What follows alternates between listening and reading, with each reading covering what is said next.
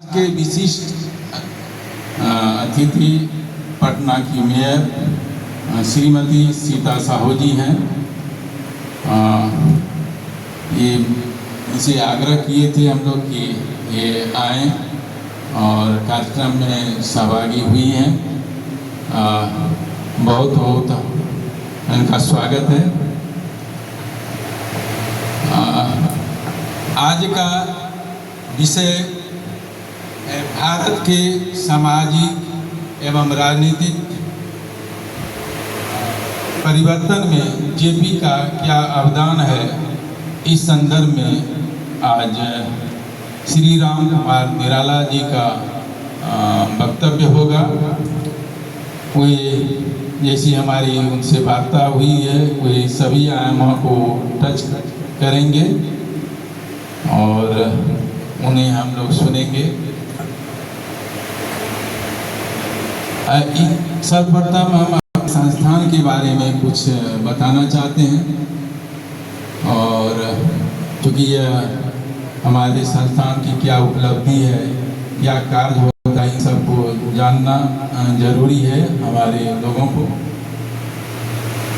तो इस संस्थान की कल्पना जयप्रकाश नारायण के द्वारा की गई थी, जिनकी जयंती आज है और हम इन्हें लोकनायक की उपाधि मिली हुई है। और उनकी कल्पना से ही यह संस्थान आज तक आगे बढ़ता आ रहा है और उनके मार्गदर्शन पर हम लोग चलते आ रहे हैं। संस्थान भवन की नींव 6 मई 1955 को भारत के प्रथम राष्ट्रपति डॉक्टर राजेंद्र प्रसाद के कर कमलों द्वारा रखी गई थी। ये भी एक बड़ी बात है कि भारत के प्रथम राष्ट्रपति का इसकी नींव रखी गई। इसका भवन निर्माण के लिए विभिन्न प्रयास किए गए। कई लोगों ने दान दिए हैं इस भवन के निर्माण में और बिहार निधि का विशेष योगदान रहा है। उन्होंने बहुत बड़ा फंड इस संस्थान के निर्माण के लिए उपलब्ध कराया। जब भवन का निर्माण हो गया तो 14 जनवरी 1974 को इस भवन का उद्घाटन स्वतंत्रता सेनानी जे.बी. कृपलानी साहब के द्वारा किया गया और इसी जो दाहिने मैदान में है वहाँ भाषण हुआ था। जयप्रकाश नारायण और बहुत सारे जो उस समय स्वतंत्रता सेनानी भी कई यहाँ उपस्थित थे। बड़ी सभा हुई थी और लगातार प्रयास किया गया कि संस्थान को आगे बढ़ाया जाए। लेकिन शुरुआती दौर में आप जानते हैं कि बहुत तरह की बातें आई उभर करके बहुत कठिनाइयों का सामना करना पड़ा है और आज भी हम लोग जूझ रहे हैं उन सारी चीज़ों से। आगे चल करके डॉक्टर रजी अहमद जो यहाँ के मंत्री हुए, उन्होंने इस संस्थान को आगे बढ़ाया और उसके बाद जब प्रोफेसर सच्चिदानंद यहाँ के चेयरमैन हुए और प्रोफेसर बी.बी. मंडल सचिव हुए तो उनके कार्यकाल में विशेष रूप से संस्थान आगे बढ़ा और विभिन्न प्रकार के कार्यक्रम आयोजित किए जाने लगे। पुस्तकों का प्रकाशन का सिलसिला इन्हीं लोगों के समय से आरंभ हुआ जब प्रोफेसर सच्चिदानंद यहाँ के चेयरमैन बने और अभी तक संस्थान के द्वारा 20 पुस्तकों का प्रकाशन हो चुका है। ये हम लोगों की उपलब्धि है कि एक छोटी सी संस्था जिसे कहीं से भी वित्तीय सहायता प्राप्त नहीं है, वे अपने संसाधन के बल पर 20 पुस्तकों का प्रकाशन करे, वह भी समाज की उपयोगी पुस्तकों का, स्वतंत्रता सेनानियों से जुड़ी पुस्तकों का। तो हमारी संस्था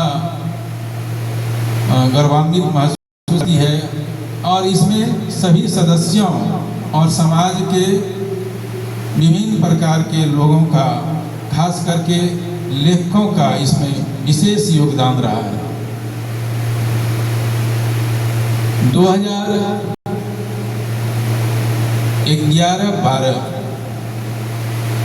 जो सचिदा बाबू का ये समय था, उनके मन में कल्पना आई कि कुछ पुस्तकों का प्रकाशन करते हैं, लेकिन क्यों नहीं ब्रजकिशोर सम्मान का एक सिलसिला आरंभ किया जाए।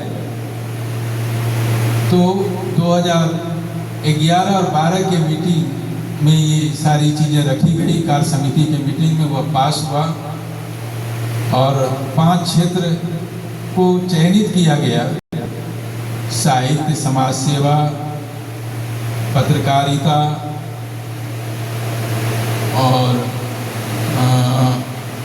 समाज विज्ञान, और एक क्षेत्र है आपका कला एवं संस्कृति। ये 5 क्षेत्र चुने गए और उस पर हुआ कि लोगों को, बिहार के लोगों को उन्हें सम्मानित किया जाए। लेकिन सम्मान का जो उस वित्तीय वर्ष में नहीं हो पाया, 12-13 से लगातार प्रत्येक वित्तीय वर्ष में हम लोगों को बिहार के वासियों को खोज करके, जो इन क्षेत्रों से जुड़े हुए हैं, जो उनका कुछ विशेष योगदान है समाज के लिए, उसके लिए ब्रजकिशोर स्मारक प्रतिष्ठान ब्रजकिशोर सम्मान से उन्हें सम्मानित करता है। यह कार्यक्रम प्रत्येक वर्ष 14 जनवरी को मनाया जाता है और 14 जनवरी श्री किशोर बाबू का जयंती है। उसी अवसर पर यह कार्यक्रम हम लोग ब्रजकिशोर सम्मान समारोह आयोजन करते हैं। अधिकांश आगंतुक इस विषय वस्तु को जानते हैं कि हम लोग इस कार्यक्रम को इसी हॉल में बृहद स्तर पर आयोजित करते हैं और उस दिन हम लोग दही चूड़ा का जरूर भोज रखते हैं और वह हम लोगों का सबसे बृहद कार्यक्रम होता है। और साथ ही अब हम लोग 6 मई को स्थापना दिवस भी मनाते हैं, जो हमारी संस्थान की स्थापना थी और पिछली 6 मई को हम लोग मनाए थे, जिसमें प्रोफेसर रत्नेश्वर मिश्र का उसमें भाषण हुआ था। तो इस तरह से हम लोग, इसके अतिरिक्त हम लोग गांधी जयंती, जेपी जयंती, मौलाना मजरूल हक जयंती, राजेंद्र बाबू की जयंती मनाते हैं और उस अवसर पर इस प्रकार के व्याख्यान का आयोजन करते हैं। इसके अतिरिक्त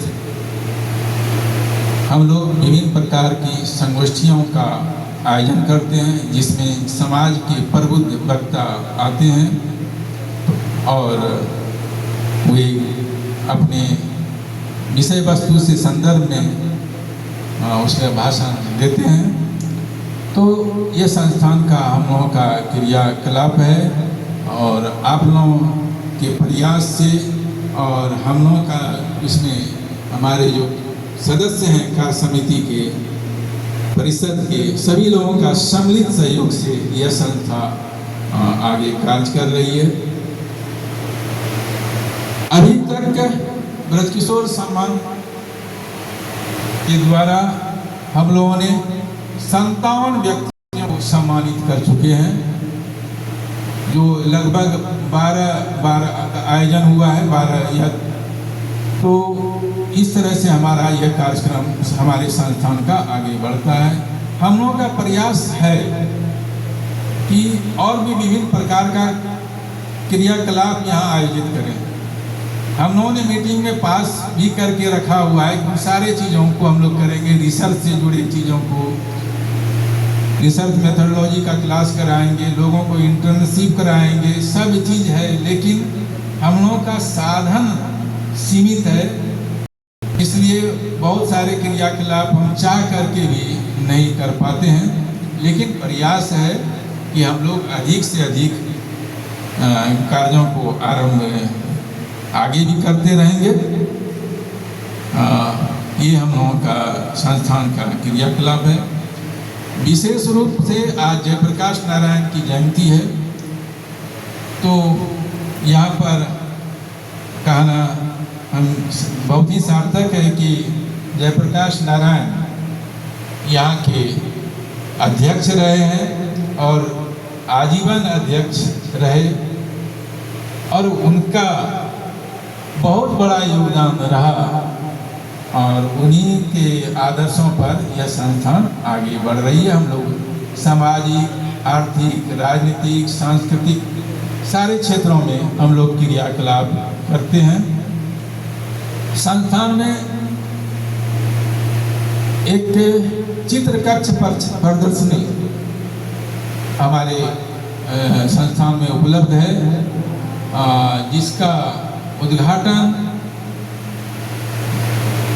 और उस समय हमारे मुख्यमंत्री और वर्तमान जो मुख्यमंत्री हैं वह नीतीश बाबू किए थे। और ये हम लोगों के लिए भी एक उपलब्धि है कि उन्होंने हम लोगों का चित्र कक्ष प्रदर्शनी का उद्घाटन किया है। ये बगल में ही है, जिसमें स्वतंत्रता संग्राम से जुड़े लोगों का उसमें चित्र रखा गया है। साथ ही औसी धरोहर को, जो विशेषकर जयप्रकाश नारायण से जुड़ी धरोहर को लगभग 350 से 400 पेज का उनका जो जेल में वे थे वह लिपि हमारे पास उपलब्ध है। और ये जनवरी माह में, इस साल के जनवरी माह में राष्ट्रीय अभिलेखागार से आए थे, वे यहाँ से उसका जेरोक्स भी ले गए, मतलब स्कैन कॉपी और जेरोक्स दोनों ले गए हैं। और हम लोगों ने करीब 8 बजे 9 बजे रात तक यहाँ पर रह करके उनको स्कैन करके वह कॉपी हम लोग उनको उपलब्ध कराए, और वह भी हमारा प्रदर्शनी कक्ष में उपलब्ध है।